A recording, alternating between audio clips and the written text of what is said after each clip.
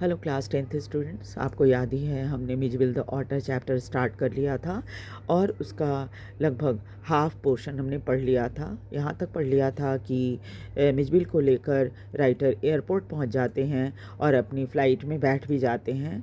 Air hostess जो है वो बहुत ही मिलनसार है, बहुत मदद करने वाली, बहुत दयालु महिला है और वो राइटर को सलाह देती है कि वो बॉक्स को जिसमें उन्होंने मिजबिल को रखा हुआ है उसको अपनी गोद में लेकर बैठें।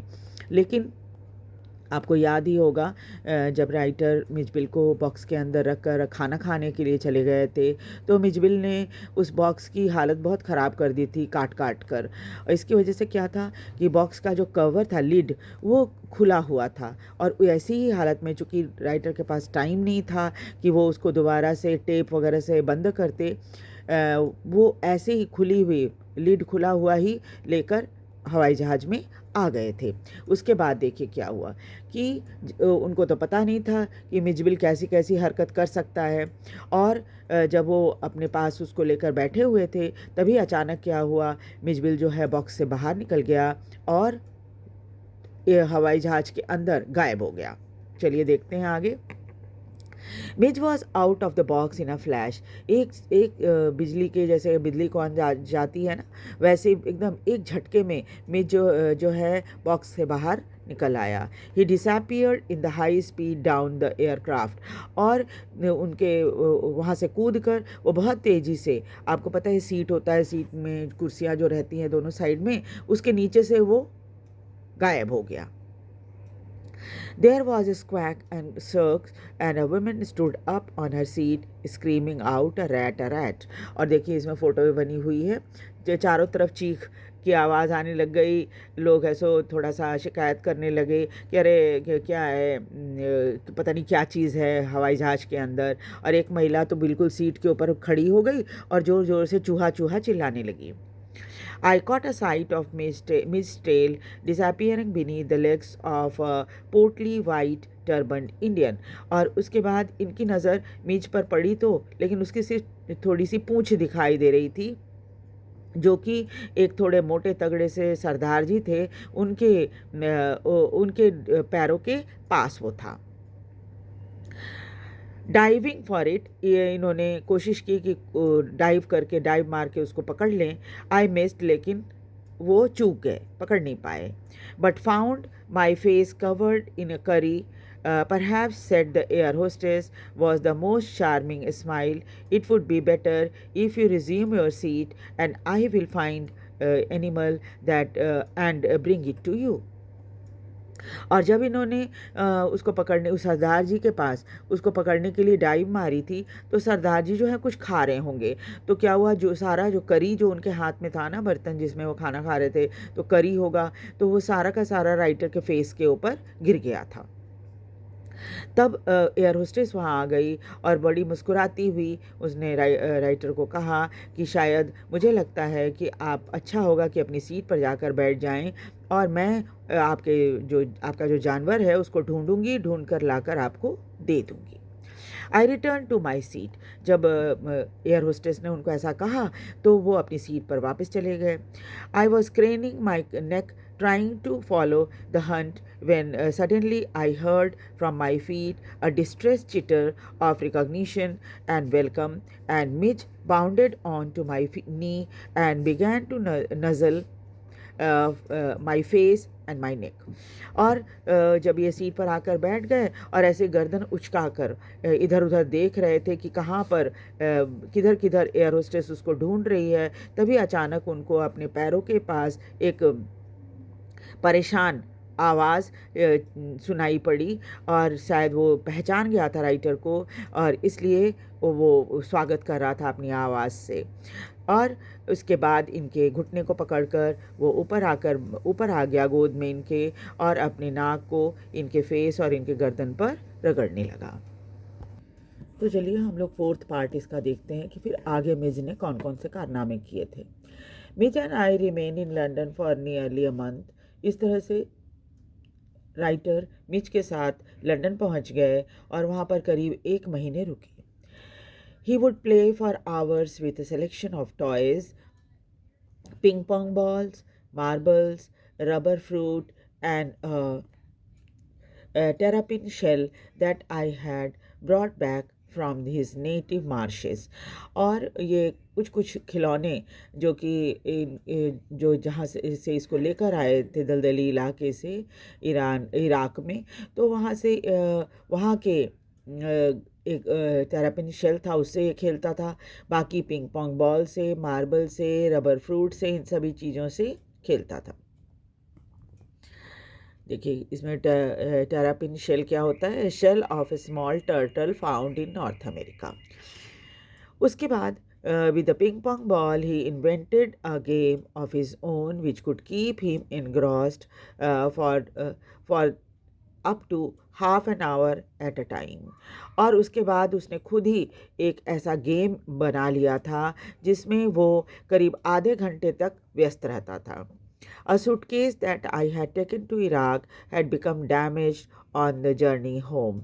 ये इराक से जब अपना सामान लेकर आ रहे थे तो इनका सूटकेस जो था वो ट्रैवल में डैमेज हो गया था। so that the lid when closed remained at a slope from one end to the other। और क्या लगता था कि उसका जो लिड था, ढक्कन जो था वो ख़राब हो गया था। इसकी वजह से क्या था, सूटकेस थोड़ा टेढ़ा हो गया था और एक स्लोप की तरह उसके ऊपर बन गया था। स्लोप आप समझते हैं ना, कि तिरछा ऐसे स्लोप जो आप इसमें पार्क में जाते हैं तो फिसलते हैं उसके ऊपर, तो स्लोप होता है वो, उसी तरह से थोड़ा सा तिरछा वो टेढ़ा होकर हो गया था सूटकेस जो था वो।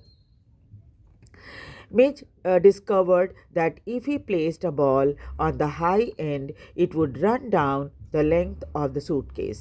और तब मिज ने ये पाया कि अगर वो बॉल को ऊंचे वाले साइड में रख देता है तो बॉल लुढ़कता हुआ नीचे की तरफ आता है पूरे सूटकेस के ऊपर से। And he would dash around to the other end to ambush its arrival. और वहाँ पर बॉल को छोड़ने के बाद वो भागकर सूटकेस की दूसरी साइड में आता था, छिपकर कोशिश करता था कि उस बॉल को वो पकड़ ले। Crouching to sprang up and take it by surprise, grab it and trot off with it to the high end once more। और उसे जैसे हम झपट कर पकड़ते हैं वो उसे पकड़ लेता और जैसे लगता था कि बॉल को सरप्राइज़ दे रहा हो, और पकड़ने के बाद उसे फिर वापस उसी ऊंची जगह पर ले जाता जहाँ से उसको फिर से छोड़ता, फिर भागता आकर बॉल को पकड़ता। ये गेम उसने बना लिया था। Outside the house, I exercised him on a lead, precisely as if he had been a dog।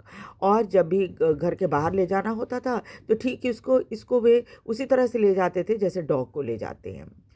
Mitch quickly developed a certain compulsive habit of these walks in London street, like a ritual of children who on their way to and from school must place their feet squarely on the center of each paving block, must touch every seventh upright of the iron railing, or passes to the outside of every second lamp post। और छोटे बच्चों की तरह क्या करता था ये मिज भी कुछ ऐसे तरीके हैबिट बना लिए थे उसने जिसको वो करता था। जैसे बच्चे क्या करते हैं, सड़क पर जब चलते हैं और कहीं पर स्क्वायर टाइल्स वगैरह होता है तो हर दूसरे टाइल्स पर पैर रखते हैं, हर दूसरे टाइल्स पर पैर रखते हैं, या कोई रेलिंग होती है एक छोड़कर दूसरी रेलिंग को छूते हैं। तो मिज ने भी कुछ ऐसा ही बना लिया था छोटे बच्चों की तरह गेम को, और वो हर बार ऐसे ही करता था। Opposite to my flat was a single storey primary school. Writer के फ्लैट के ठीक सामने में एक स्टोरी बिल्डिंग वाला प्राइमरी स्कूल था। प्राइमरी स्कूल आप समझते हैं जहाँ छोटे बच्चे पढ़ते हैं। Along whose frontage ran low wall some 2 feet high. और उसकी बाउंड्री वाल जो थी स्कूल की बहुत ऊंची नहीं थी, सिर्फ 2 feet ऊंची थी चारों तरफ से। On his way home, but never on his way out, Miz would tug me to the wall and jump on it। और जब ये इसको घुमाने ले जाते तो क्या करता था, मिज इनको वहाँ तक ले जाता था वॉल तक, और फिर उसके ऊपर वो कूद कर चढ़ जाता था। And galloping on the full length of his 30 yard। और लगभग 30 गज की वो दीवार थी, लंबाई उसकी, तो उस पर वो खूब दौड़ता था। To the hopeless distraction of the peoples and the staff within. और जब ये ऐसे दौड़ता था तो अंदर स्कूल में जो छोटे बच्चे पढ़ते रहते थे या जो स्टाफ होते थे, सबकी नज़र मिज पर पड़ जाती थी और इससे उनका काम में थोड़ी डिस्टर्बेंस होती थी, डिस्ट्रैक्शन होता था ना, ध्यान बढ़ जाता था कि अरे ये कौन सा जानवर है जो कि दीवार पे दौड़ रहा है।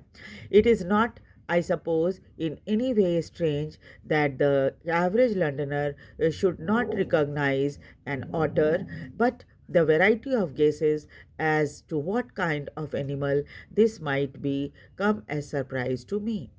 और ऐसा तो नहीं है, लेकिन मुझे ऐसा, मैं उम्मीद कर ये मैं कल्पना कर सकता हूँ कि ये बड़ी अजीब सी बात है कि एक एवरेज लर्नर जो है वो एक ऑटर को नहीं पहचानता हो। लेकिन क्या है, इसको देखकर भी लोग बहुत सारे गेस करते हैं कि कौन सा जानवर ये होगा। इससे राइटर को बड़ा ताज्जुब लगता था कि लंदन के लोग ऑटर को नहीं पहचानते। Otter belong to a comparatively small group of animal called mustelines. जो ऑटर है वो छोटे एक एनिमल का ग्रुप होता है जिसको मस्टलाइन कहते हैं, उसको बिलोंग करता है। शेयर्ड बाय बैजर, और इसी ग्रुप में, मस्टलाइन के ग्रुप में बैजर, मोंगूज, आप जानते हैं, नेवला तो जरूर पहचानते होंगे आप, वीजल, स्टोट, मिंक एंड अदर्स, और भी कई जानवर हैं, लेकिन मोंगूज या जो नेवला है इसको तो आप बहुत अच्छी तरह जानते होंगे। तो इसी के ग्रुप में ये भी ऑटर भी आता है। I faced a continuous barrage of conjectural question that sprayed all the mustard but the otter. और ये जहाँ कहीं भी जाते तो जैसे गेस किया हुआ बहुत सारा क्वेश्चन लोग पूछते, ये मस्टलाइन क्या होता है, ये ऑटर भी इसी ग्रुप में आता है। More random guesses hit on a baby seal, और कई बार लोग तो और भी विचित्र तरीके के गेस करते, कहते थे कि बेबी सील है क्या। एंड अ स्क्विरल, कभी किसी किसी को तो ये स्क्विरल दिखाई देता, लगी लहरी जो होती है वो। इज़ दैट अ वॉलरस, कोई कोई कोई पूछते कि क्या ये वॉलरस है, जो कि पानी में रहता है वॉलरस। और मिस्टर, इनसे राइटर से पूछते कि वॉलरस है क्या ये mister, reduce me to giggle, और तब राइटर को बड़ी हंसी आती। And outside a dog show I heard a hippo, एक बार ये डॉग शो में गए तो वहाँ पर इसको देखने, मिसबिल को देखने के बाद किसी ने कहा कि अरे ये हिप्पो है क्या। अब बीवर, कोई कहता है ये बीवर है, कोई कहता है बेयर कब, कोई कहता था भालू का बच्चा है। और लेपर्ड, कोई कोई लेपर्ड समझते हैं इसको। One apparently that has changed its spot and brontosaur, और हालांकि इसके शरीर पर कोई स्पॉट नहीं था, लेकिन इसके बावजूद भी लोग इसको समझते थे कि ये एक लेपर्ड है। उसके बाद ब्रॉन्टोसोर, बट डायनासोर का रिश्तेदार, कोई समझता था कि डायनासोर का रिश्तेदार है। Midge was anything but an otter, आप कुछ भी बोलो लेकिन ये तो बेचारा एक ऑटर है। But the question for which I awarded the highest score came from a laborer digging a hole in the street. लेकिन एक प्रश्न जिसको ये सबसे अच्छे क्वालिटी का समझते हैं वो एक मज़दूर से आया जो कि सड़क पर एक होल बना रहा था। I was still far from him when he laid down his tool, put his hand on the hip and began to stare. अभी ये राइटर मिजबिल के साथ थोड़ा दूर ही थे उससे, उसने अपने सामान को जिसे वो काम कर रहा था उसको रख दिया और अपने कमर पर हाथ रखकर घूर घूर कर राइटर और मिजबिल को देखने लगा। एज आई ड्रू नियरर, जैसे जैसे राइटर पास आए, I saw his expression of surprise, उसके चेहरे पर बहुत आश्चर्य का एक्सप्रेशन था। And affront as though he would have me know that he was not one upon whom to play jokes, और राइटर के सामने ऐसे आया जैसे लगा कि भाई तुम मेरे साथ मजाक नहीं कर सकते। आई केम एब्रेस्ट ऑफ हिम, उसके बहुत करीब आ गए writer. And he spat, glared and then growled, इन्होंने घूर कर राइटर को देखा और उसके बाद बोला, here mister, what is that suppose to be, कहा कि क्या हो सकता है, राइटर से उसने ये पूछा, है ना। तो इस तरह से उसे अभी तक ये समझ में नहीं आया था कि ये कौन सा जानवर है। ठीक है, तो this is the chapter, end of the chapter. फिर अगले हम नेक्स्ट चैप्टर स्टार्ट करेंगे और बीच बीच में पोएम भी करते रहेंगे। और आपने देख ही लिया मैंने फुटप्रिंट विदाउट फीट के भी चैप्टर स्टार्ट कर दिए हैं। तो आप सब इन सभी वीडियो को देखिए, लाइक और सब्सक्राइब कीजिए और कमेंट करके मुझे बताइए कि आपको ये वीडियो कैसा लगा। Thank you very much.